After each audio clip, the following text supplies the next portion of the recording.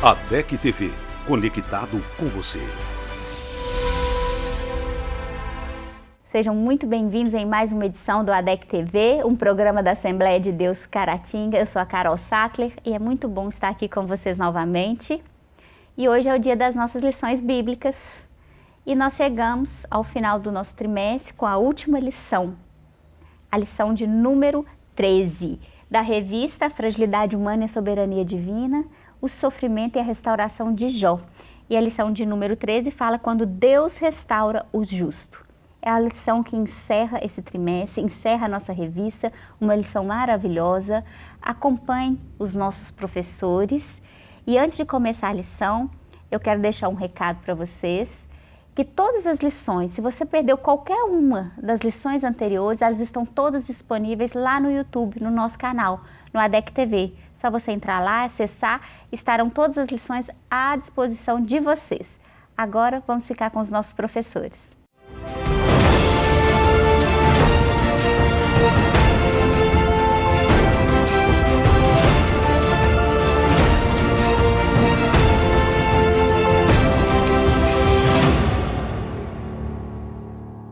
Olá, queridos, a paz do Senhor.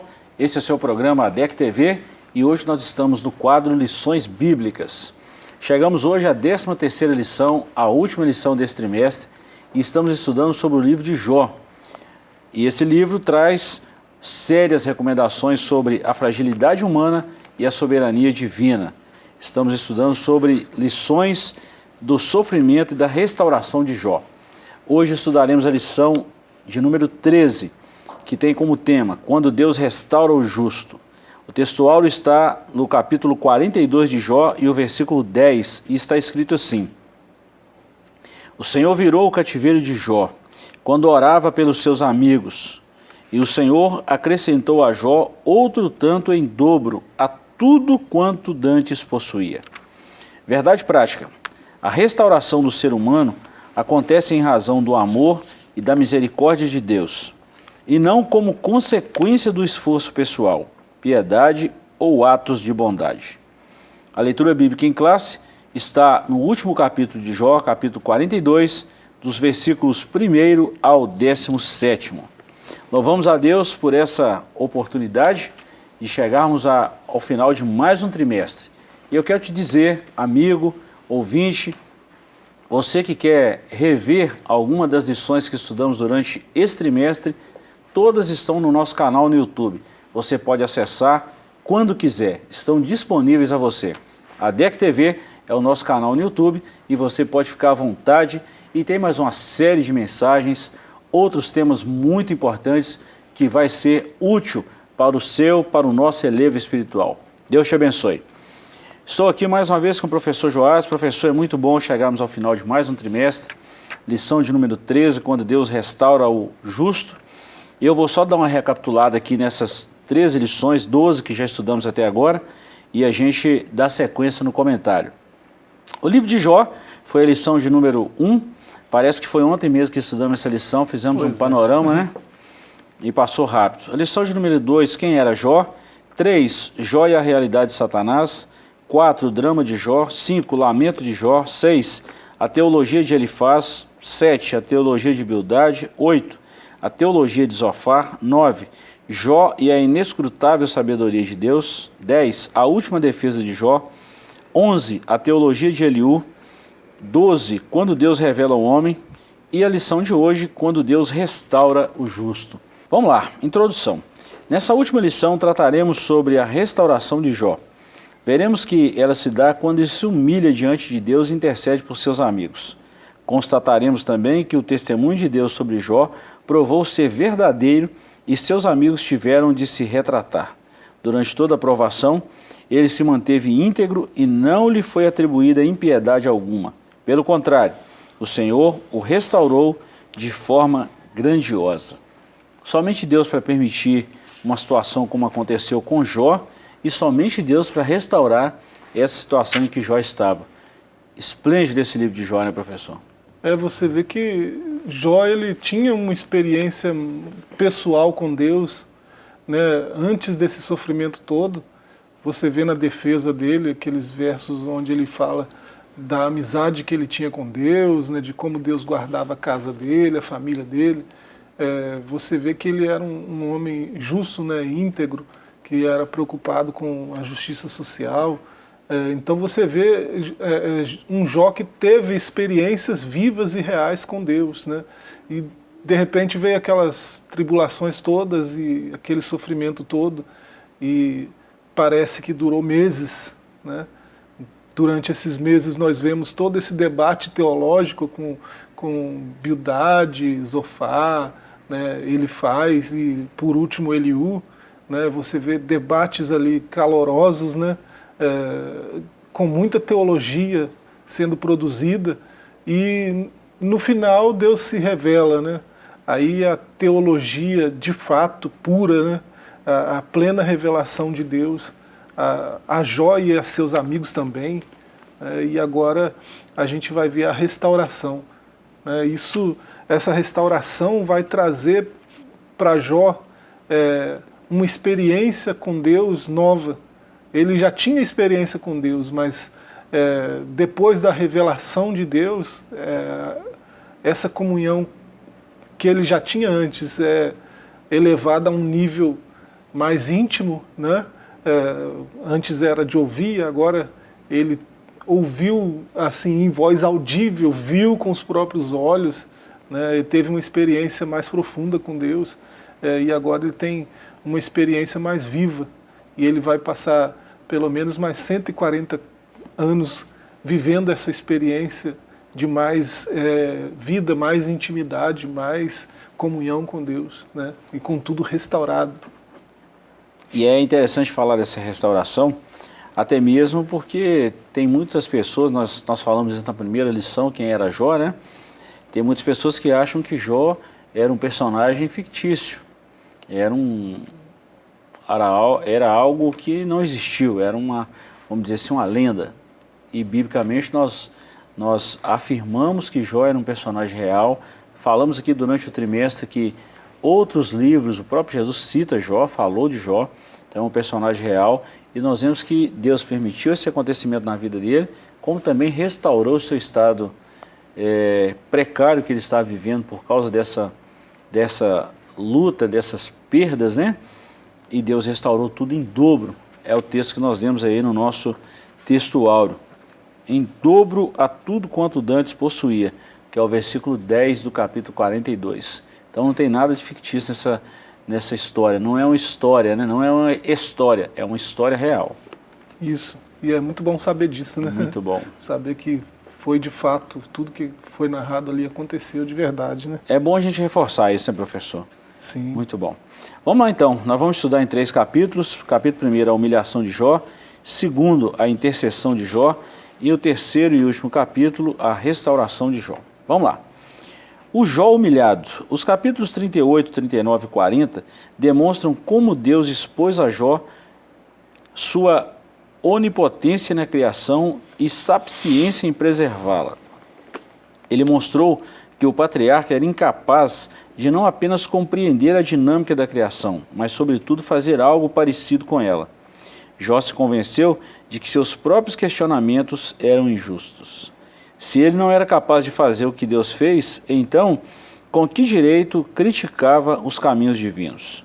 Se apenas uma das criaturas de Deus era capaz de impor terror a Jó, como se comportaria ele diante do Criador dessas criaturas? Achei extraordinário essa colocação do escritor, falando exatamente a criatura não tem poder de contender com o Criador. O Criador não tem nem palavras para expressar assim, o tanto que a criatura é incapaz de pelo menos argumentar com o Criador. Incapaz mesmo. Por isso que a revelação de Deus é algo importante na trajetória cristã, né? Na caminhada do cristão. O cristão ele tem uma experiência viva com Deus desde o começo, né, da sua caminhada com Deus, desde quando ele entende o Evangelho, recebe o Cristo, né, no seu coração e passa a caminhar com Cristo. Desde esse momento até um momento dessa revelação mais profunda, ele tem uma experiência com Deus, e a partir dessa revelação mais profunda, né? Quando alguém passa a ter experiência mesmo na sua vivência, né, com Deus, essa comunhão com Deus ela é elevada a um outro nível, né? Todo cristão deve viver essa experiência, né, de servir a Deus, não só pelo que conhece de Deus, pelo que ouviu falar de Deus, né, mas por conhecer de fato, né, quem Deus é, por saber como Deus age, por saber discernir a voz de Deus. Isso aí é um outro nível de experiência no andar com Deus. Extraordinário, né? Que todos nós precisamos. Essa revelação é que vai nos mostrar quem nós somos de fato. Aí nós vamos viver uma vida com mais leveza, né, com mais humildade, né, porque é o que nós somos, humus, né, pó da terra. Verdade. E há muitos entre nós que não têm essa consciência de humildade, né, se entende superior a outros, né, se entende mais importante do que outros, e uma revelação de Deus do nível que Jó teve, ela sempre produzirá o que produziu em Jó, né, uma postura de humildade. E olha que não estão falando de qualquer um, né? Nós estamos falando de Jó. Pois é. Que é assim... Olha o que o homem passou, né? Não é? E põe a gente mais pensativo ainda. Já citamos aqui na lição de número 10, lembro que estudamos essa lição, e nós mostramos aqui, ensinamos e aprendemos também o peso jurídico que Jó tinha. Não era qualquer pessoa, ele tinha um respeito, um caráter irrepreensível, um caráter ilibado. E olha bem que nós estamos falando de Jó. E se sentiu humilhado quando Deus se revelou a ele. Ponto 2, reverência e submissão. Diante da assombrosa visão da criação de Deus, Jó agora exclama: bem sei eu que tudo podes. Esse versículo demonstra sua atitude de reverência e submissão diante de Deus. Ele percebe que tudo o que aconteceu em sua vida tinha um desígnio divino e, portanto, era tolice discutir ou questionar com a sapiência divina. Quem é aquele que dizes, tu, que sem conhecimento encobre o conselho? Por isso falei o que não entendia. Olha bem, professor, alguém tentar questionar com Deus é algo quase que, vamos falar assim, impensável, né? Como questionar com Deus? Por que questionar? Com um ser criador, com um Deus poderoso, com uma sabedoria que não tem limites, não tem espessura, não tem comprimento, não tem altura, não tem profundidade. Por quê? Como uma pessoa pensa que vai questionar com Deus? É interessante essa humildade de Jó nesse ponto, né? Ele toma as próprias palavras de Deus, né? Quem é esse que encobre o conselho sem conhecimento? E ele repete as mesmas palavras com direção a ele mesmo.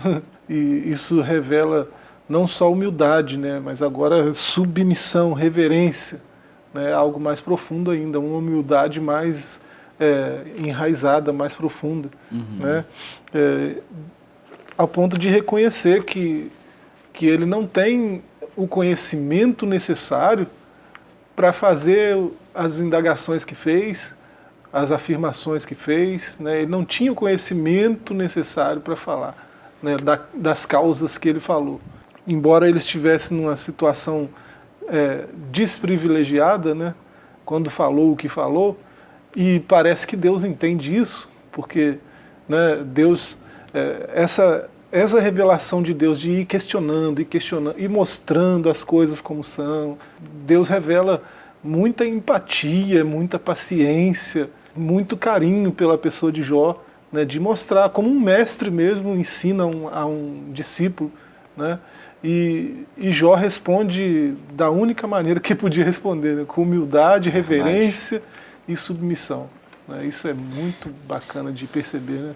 Jó ainda teve coragem de responder, né? Talvez se fosse com a gente ia ficar calado, né? Sem palavras. Dizer o quê, né? Acho que iria fugir todas as palavras, tudo que a gente conhece, de vocabulário humano. Ponto 3, uma experiência viva com Deus. A postura de Jó diante de Deus muda drasticamente. Ele ainda continua a se dirigir a ele, mas não da mesma forma que fazia.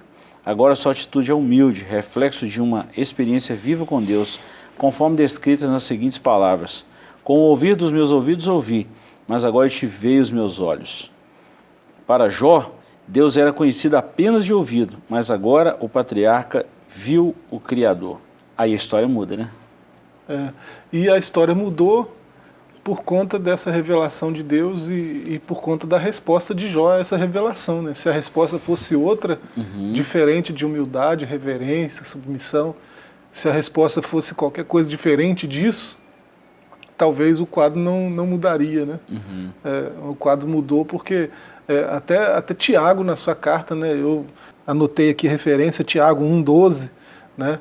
Ele vai dizer: bem-aventurado o que suporta com perseverança, com paciência, a tribulação. Né? E suporta a tribulação, a provação, né? Porque depois de ter sido aprovado, receberá a coroa da vida que o Senhor prometeu aos que o amam.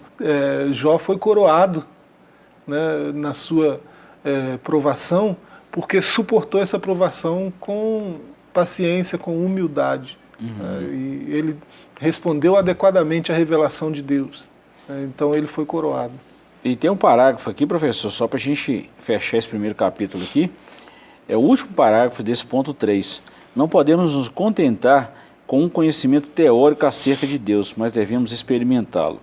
Quando temos experiências vivas com o Altíssimo, renunciamos aos nossos achismos, confessamos nossa miséria no pó e na cinza, rejeitamos o nosso orgulho e rebeldia.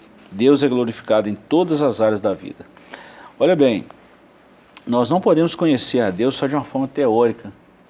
E, querendo ou não, a gente acaba visualizando isso em alguns segmentos cristãos, vamos falar assim, de pessoas que não conhecem a Deus por um relacionamento, conhecem a Deus de uma forma teórica. Ouviu falar de Deus, mas não conhece desse relacionamento que o conhecer Deus de perto, né? O próprio profeta Oséias 6,3, né? Tem lá um texto muito conhecido, muito citado: conheçamos e prossigamos em conhecer o Senhor. Esse texto aí você vai falar isso com muita propriedade, que esse conhecer e prosseguir conhecendo, exatamente esse relacionamento, é aprofundar o conhecimento, é andar com Deus, é viver com Deus. E infelizmente a gente vê muito achismo, muita coisa teórica, muito fruto de imaginação e não se conhece. E alguém pode até estar perguntando: como que eu conheço Deus hoje, em pleno século XXI? Qual que é a revelação máxima de Deus para nós, seres humanos? E qual a forma de eu me comunicar com Deus e de Deus comunicar comigo? Poder de Deus e oração, né? Jesus deu a fórmula, né? Vocês só erram porque vocês não conhecem a Escritura nem o poder de Deus. Né? Ele estava falando com doutores da lei, né? Gente capaz de citar de Bereshit até qualquer livro que você escolha aí, até da tradição mesmo, de cor. De Gênesis a Malaquias, de cor. Ele estava falando que essa gente não conhecia as Escrituras. Por que não conhecia? Sabia todas as letras, sabia todas as profecias, eram capazes de dizer para Herodes: o menino vai nascer agora, o menino rei. O tempo é esse. Né? A profecia diz que o tempo é esse. E a profecia, um outro profeta diz que vai ser aqui. Aqui aonde? Em Belém. E qual Belém? A Belém é Efrata. Então eles sabiam que era o tempo, que ele viria, aonde ele viria, mas não estava lá para receber. Né? É gente que conhece a letra, conhece. Né? É igual esses teólogos que discutiram com Jó aí, né? Todos 4. Conhece muito, mas esse conhecimento é cheio de pressupostos equivocados, é cheio de entendimentos turvados da verdade, é um monte de verdade misturada com um monte de outras coisas que no final das contas acaba não sendo verdade, sofismas. O apóstolo Paulo vai dizer que há uma coisa que é poderosa para desfazer os sofismas, que é palavra da verdade. Tem muita gente pós-graduada em axiologia hoje, né? Verdade, gostei disso aí. Axiologia, né? Aqueles achismos, esses achismos aí. Eu vou te falar que pode talvez até um PhD em achismo, tá? Massachusetts, Ohio? Bem assim, bem assim. Então, tem muitos axiólogos aí, né? E falando muito, né? E falando muita bobagem, diga-se de passagem. E né? por incrível que pareça, aqui a gente transmite bem as pessoas que estão em casa, e muitas das vezes as pessoas têm muitos seguidores e conseguem levar uma gama de pessoas com eles. Então, de tais mestres, o próprio apóstolo Paulo, o próprio Jesus advertiu: cuidai Vigiai. Né? Vigia. Muito cuidado, né? Muita vigilância, porque como nós conhecemos que uma pessoa enviada de Deus, se ela faz a vontade de Deus, se ela anuncia a palavra de Deus. Então, quando Deus se revela a Jó, ele vê essa revelação máxima de Deus, né? E ele, então, é advertido com a palavra de Deus. Isso é muito importante. E Jó não tem achismo, né? 42:3 aí. Quem é que sem conhecimento encobre o conselho? Por isso afirmo que não entendo. Há coisas maravilhosas demais que eu não sabia. Ele tomou conhecimento quando Deus começou a falar para ele. Verdade. Ó, esse mar aí que vem até aqui e volta, você sabe quem pôs esse limite aí? Aí Deus mostrou para ele quando pôs o limite. Eu creio assim, né, que essa revelação foi nesse nível. Eu não sabia, passei a conhecer agora, Jó está dizendo. Né? Então, depois dessa revelação, aí o homem teve que ser humilde, né, e reconhecer que, não sei de nada. É interessante esse negócio dessa revelação de Deus, né? Como você falou, esse texto que pôs limite ao mar, deu peso aos ventos. É interessante isso, como que Deus revelou isso a Jó, né? Na íntegra mesmo. Ó, eu fiz isso e fiz desse jeito. O senhor lembrou de Oséias aí? Aquele texto de Oséias é meio que, é como se dois amigos estivessem conversando, né? E um amigo chegasse para o outro de repente, amigo, você sabe o que me dói? Aí, ué, como que eu vou saber o que te dói? Ué, mas se você não sabe o que me dói, como você me chama de amigo? É esse nível de conhecimento que Oséias está falando. De andar junto, de conhecer profundamente, né, todos os detalhes, né, todos os modos de operar, de fazer as coisas. Né, esse nível de conhecimento que Oséias está falando. E Jó também. Né? Eu conhecia de ouvir falar, né? Agora eu te vejo, é um outro nível de relacionamento, de conhecimento. Né? E é esse nível que nós devemos almejar. Nós vamos dar um pequeno intervalo, uma pequena pausa, coisa rápida, e voltamos já já para o segundo bloco desse tema maravilhoso da última lição de Jó. Não saia daí, voltamos já já.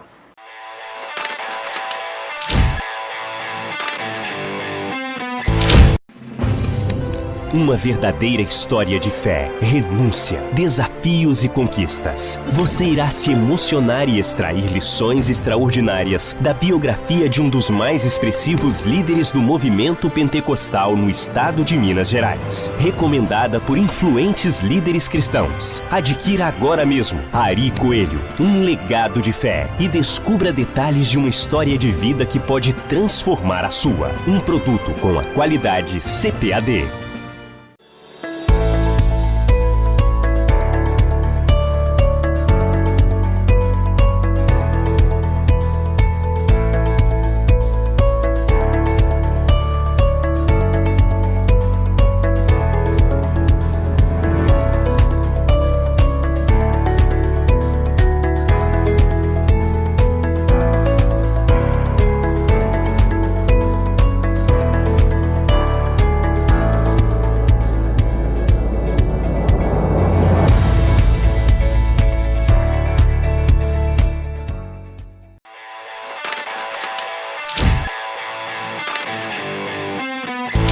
Olá, queridos, estamos de volta. Esse é o seu programa ADEC TV e hoje nós estamos no quadro Lições Bíblicas. Estamos estudando a última lição desse trimestre, a lição de número 13, e estamos falando sobre a restauração de Jó. Está aqui em minhas mãos a lição do próximo trimestre, o verdadeiro pentecostalismo. Trataremos de um assunto pertinente ao movimento pentecostal, né, sobre a ação do Espírito Santo, os dons espirituais, o fruto do Espírito e tantas outras coisas que aprenderemos nessa próxima lição de 2021. Falaremos da atualidade da doutrina bíblica sobre a atuação do Espírito Santo, uma doutrina bíblica consistente e necessária para os dias atuais. Professor, nós vamos então no capítulo 2, falamos no capítulo 1 a humilhação de Jó, e agora nesse capítulo 2 vamos falar sobre a intercessão de Jó. Aqui Deus começa a virar o cativeiro de Jó, né? Quando ele cai na real de quem realmente era Deus, tem essa revelação de Deus, e ele então passa a orar pelos seus amigos. Nós vamos trabalhar em 3 pontos aqui, a ira de Deus, o pecado dos amigos de Jó e a oração de Jó. Após ter se dirigido a Jó, o Senhor volta-se para Elifaz, o temanita. A minha ira se acendeu contra ti e contra os teus 2 amigos, porque não disseste de mim o que era reto como meu servo Jó. Essas palavras dizem muito sobre o conteúdo teológico do livro de Jó. Demonstram que as exposições feitas pelos seus amigos não eram todas verdadeiras, pois partiam de premissas falsas. Eles não apenas acusaram o patriarca, mas associaram o seu sofrimento a algum pecado cometido por ele. Jó havia se humilhado, mas não do que lhe acusavam. Ele humilhou-se a respeito de suas falas precipitadas que revelam orgulho e falta de bom senso. Em outras palavras, ele errou durante o seu sofrimento, mas não por conta de pecados cometidos antes do atual sofrimento. Diante de um sofrimento desse, professor, qualquer um talvez pode estar num momento de sanidade, né, mental, e pode acontecer de falar coisas que, eu não vou te falar que peca contra a santidade de Deus, mas fala coisas que não está correto de uma forma legal, faz uma colocação não tão boa. Foi o caso de Jó. Ele não pecou contra Deus, ele falou de momentos que ele estava vivendo num momento de sofrimento. Mas os amigos dele não, acusaram, pesaram, chamaram ele de desviado, de homem que pecou, estava escondendo alguma coisa, e Deus virou com seu amigo, o mais velho, e falou só, você e seus 2 amigos. E Deus ficou pesado com eles. Nossa, tem tanta coisa aí nesse verso 7, né? Verso 7 do capítulo 42, né? O epílogo do livro. Tem tanta coisa aí que a gente, se tivesse tempo, podia discutir, né? Por que ele falou com o mais velho? Né? Por que ele chamou a atenção só de ele faz? Né? Não são 4. Né? Será que os outros foram na onda do que ele falou? Ele foi o primeiro a falar. Será que os outros reproduziram o que ele falou e quiseram demonstrar um conhecimento além daquele que ele apresentou, ou coisa do tipo? Né? Coisas para a gente pensar. E Deus falou com ele, e quando Deus fala com ele, a primeira coisa que Deus pede, a primeira informação que Deus dá é que eles se irou, eles provocaram a ira de Deus com a fala deles. Né? O que eles falaram que provocou a ira de Deus? Falaram do servo dele, né? Do amigo dele. Você lembra da época de escola, né? Ou talvez não precisa voltar tanto, né? Alguém falar qualquer coisa de um amigo verdadeiro, alguém que é amigo, aquele amigão do peito, caça-briga, vai falar com você do seu amigo do peito, né? Vai provocar a sua ira. Verdade. É disso que Deus está falando, né? Vocês provocaram minha ira quando vocês disseram o que disseram sobre Jó. E assim, a gente vê essa atitude de Deus em outros momentos na Escritura. Você vê os irmãos de Moisés, né? Miriam e Arão falando dele. Não sei o que é isso que Deus tem com Jó. Né? Ele fala conosco também, nós somos profetas igualzinho. E olha Moisés é um pecador, tomou uma mulher lá de não sei de onde, nem é do nosso povo e tal. E começaram a falar mal do irmão, olha só. Né? Irmão, mas o irmão é amigo de Deus. Aí Deus chega e, né, revela a ira dele com eles. Por que Deus está irado? Porque está falando do amigo dele. Esse é o ponto. Com vocês eu me revelo sim, né, em sonhos, em visões, mas com Moisés o negócio é diferente, é meu amigo. Eu falo com ele como qualquer um fala face a face com qualquer amigo. E Deus revela a ira deles, ficam leprosos, aquela coisa toda, né? Então isso que está acontecendo aqui no capítulo 42 acontece em outros lugares na Escritura e leva a gente a pensar que talvez aconteça hoje, né? Será? Né? Estou sendo muito irônico em fazer essa pergunta, será, né? Será que eu já te flagrei falando bem de alguém para mim? Eu estou lembrando aqui de algumas vezes. O pastor, não, fulano, né? Fulano, ó, o pastor já elogiou algumas pessoas, né? A gente conversa nem tanto assim, e eu já ouvi o senhor elogiando algumas pessoas. Será que alguém já me ouviu elogiando alguém? Né? Eu preciso me fazer essa pergunta de vez em quando. Porque se não acontece assim, alguém nunca me viu elogiando ninguém, né, vai me ver criticando. E há pessoas que só fazem isso, né, só criticam. Critica. E isso é muito perigoso, porque você pode estar criticando um amigo.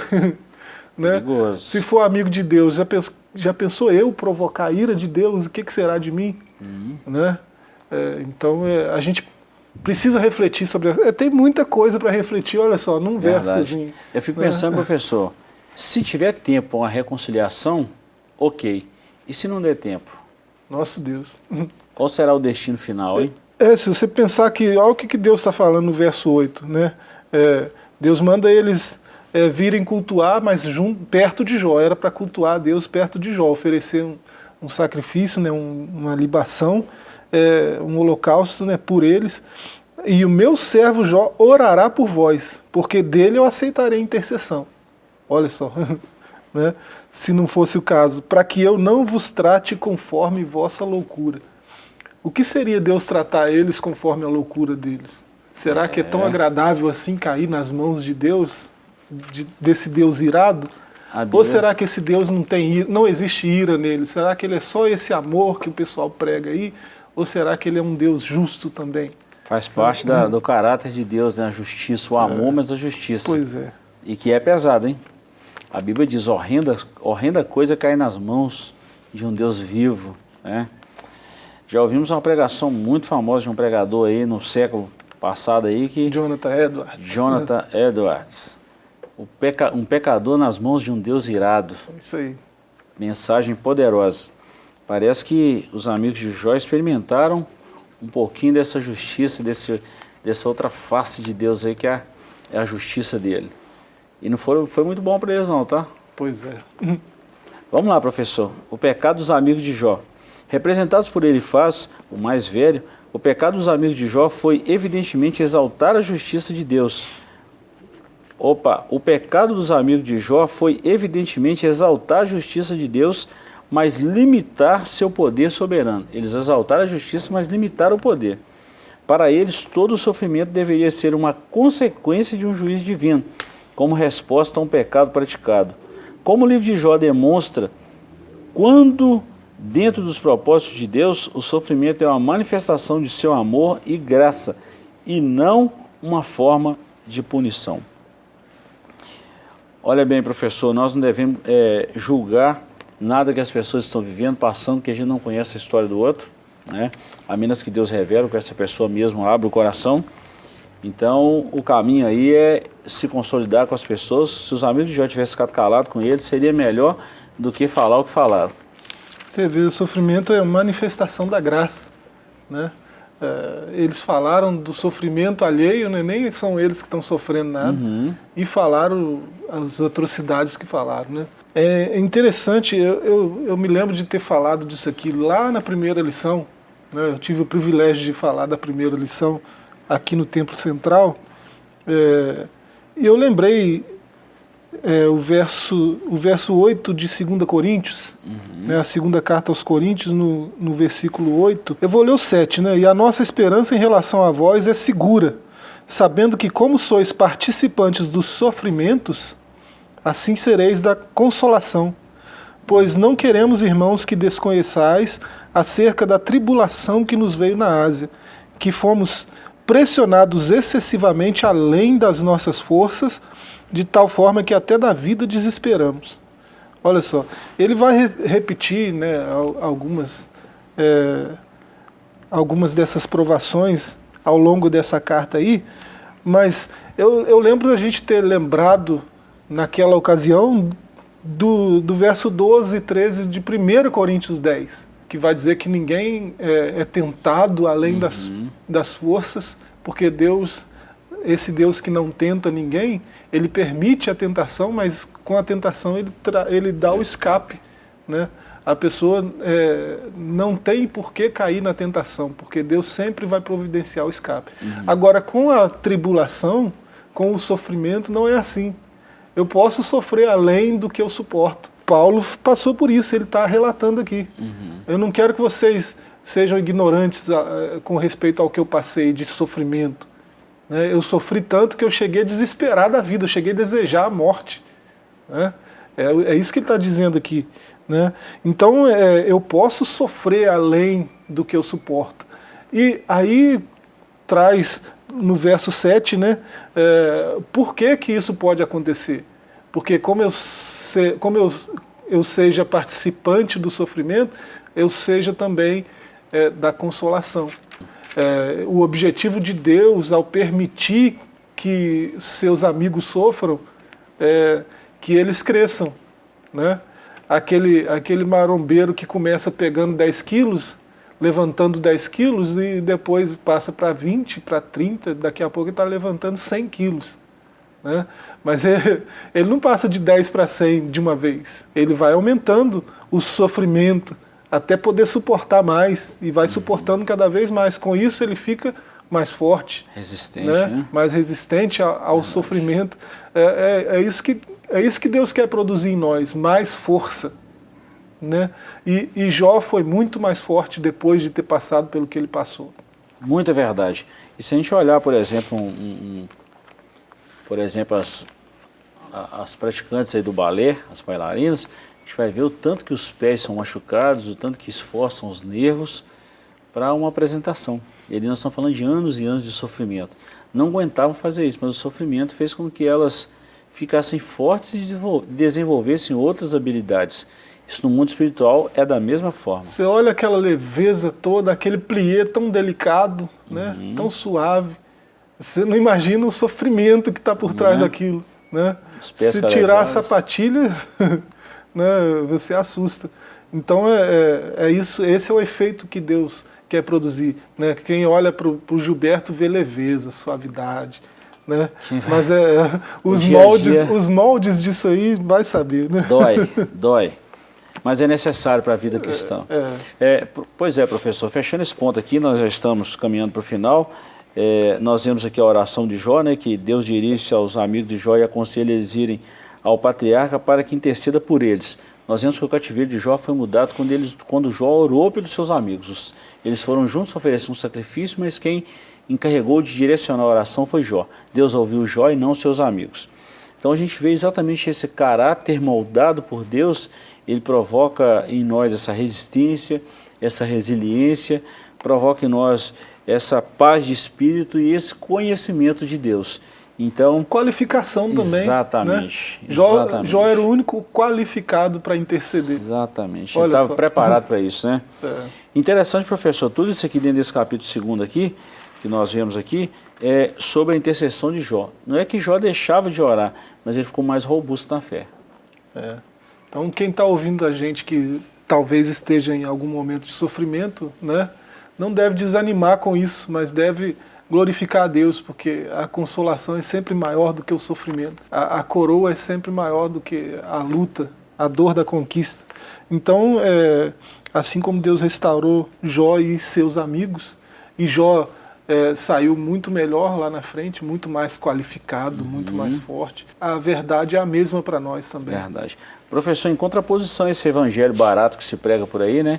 Que hoje não tem mais sofrimento, não tem dor, você pode vir a Cristo que você não vai sofrer mais. E a gente fez isso nos evangelhos, nos 4 evangelhos, né? O próprio Jesus falando, Mateus capítulo 5, que é o Sermão da Montanha, os 13 primeiros versículos ali, a gente vê isso bem claro. O próprio Jesus falando sobre as aflições, e ele mesmo falou assim, ó, alegrai-vos e exultai-vos, quando isso acontecer com vós. Sim. Ou seja, alegrar no sofrimento, alegrar na tribulação. De grande alegria, né? Passar por sofrimento por causa de Cristo. Por causa da cruz, né? Exato. E por causa do efeito que isso vai trazer na vida espiritual, no mundo espiritual, na vida dessa pessoa. Então essa questão aí de não ter sofrimento ou de não passar por tribulação, é bom rever essa questão também. Tá? Queridos, estamos chegando ao final, mas nós vamos comentar breve aqui o capítulo 3, a restauração de Jó. Primeiro nós vamos falar sobre a restauração moral e espiritual e depois a restauração social e mental. A restauração de Jó acontece primeiramente nas dimensões moral e espiritual. Convém destacar que as bênçãos recebidas por ele devem ser vistas como uma restauração e não como uma retribuição. Achei isso fantástico. Não há uma teologia da retribuição no livro de Jó, onde o ímpio é sempre punido e o justo sempre recompensado. E a restauração social e material. A restauração de Jó também aconteceu nas dimensões social e material. 42:11 de Jó. As calamidades que sobrevieram sobre ele, especialmente suas feridas físicas e emocionais, o expulsaram do convívio social. Ele suportou tudo sozinho, o que pensavam ser julgamento de Deus. Mas agora todos veem a graça divina derramada sobre a forma abundante sobre ele. Era, portanto, a hora de voltar ao convívio social e desfrutar de tudo que o Senhor lhe deu, pois o Senhor acrescentou a Jó outro tanto em dobro a tudo quanto dantes possuía. Finalizando aqui esse comentário da lição, a restauração que o Senhor Jesus faz na vida do ser humano leva em conta todas as dimensões da vida. Ele restaura a vida espiritual, moral, social, material, trazendo dignidade ao homem que teve, por meio da graça divina, a imagem de Deus restaurada. Fantástico isso, né? Então, se ele tinha 10 juntas de bois, ele passou a ter 20, literalmente. É muito emblemático isso aí, né? Até a quantidade de filhos, a gente vê ali, né? Tudo quanto tinha antes, Deus deu para ele em dobro. Se você pensar nisso com relação à idade, por exemplo, né? Você pode imaginar que ele tinha 70 anos. Quando ele passou por isso, Deus deu a ele ainda 140 anos e ele viu 4 gerações dos seus filhos. Né?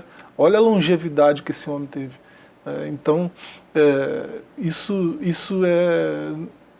é ressaltado aqui, que é restauração, não retribuição. Deus não deu para ele isso tudo como uma forma de barganha. Ser bonzinho, vou te dar isso aqui, né? Não, é porque Deus estava restaurando a amizade, né? Aquilo que já havia antes, né? Que Deus, por permissão, né? Permitiu que o inimigo tocasse e tirasse do seu servo, do seu amigo. Aí o próprio Deus se encarrega de restaurar, né? De colocar tudo de volta no lugar. E não há explicação para os mistérios de Deus. Como Deus restaurou o cativeiro de Jó, não compete a nós ficar bisbilhotando isso. O importante é, ele restaurou e ponto final. E deu tudo em dobro. E tem um verso de Tiago, né? Outra vez, Tiago, né? Capítulo 5, verso 11. Deve ser importante. Eis que temos por bem-aventurados os que perseveram, os que perseveraram. Tendes ouvido sobre a paciência de Jó e o fim que o Senhor lhe proporcionou. O Senhor é cheio de terna misericórdia e compaixão. Por que Deus deu isso tudo para Jó? Por causa da sua misericórdia, da sua compaixão. Não é merecimento nenhum de Jó, não é retribuição por nada que Jó fez. Muito bom. Né? Quem justifica Jó é Deus, né? Quem premia Jó é Deus. Né? Não é nada daquilo que Jó fez por merecer, não. Né? É graça de Deus mesmo e misericórdia. O próprio Tiago dá testemunho disso aqui no capítulo 5. Verdade. Queridos, chegamos ao final desse trimestre e também dessa lição. Queremos agradecer a Deus por mais esse ano de vida que Ele tem nos dado, pela sua companhia. Desejamos a vocês boas festas, um excelente final de ano, um excelente 2021 que está vindo por aí. Que o Senhor te abençoe e te guarde e que no próximo ano estejamos juntos aprendendo mais e mais da palavra de Deus. Deus te abençoe e te guarde. Forte abraço e um ano novo cheio de bênçãos de Deus e de tantas novidades que estão vindo por aí. Deus te abençoe e até o próximo programa.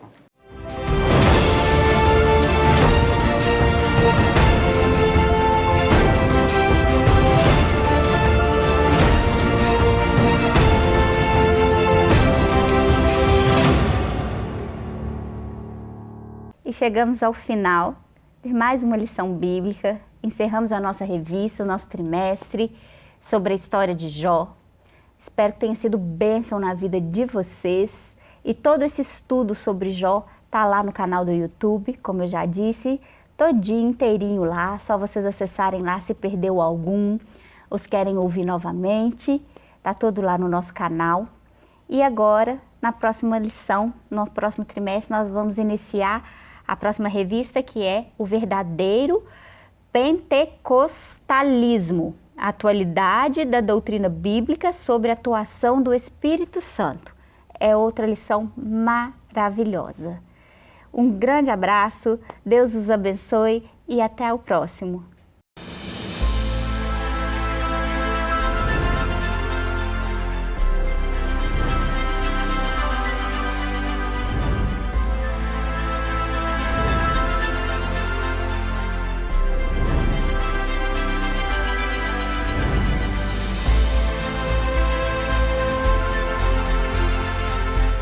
ADEC TV, conectado com você.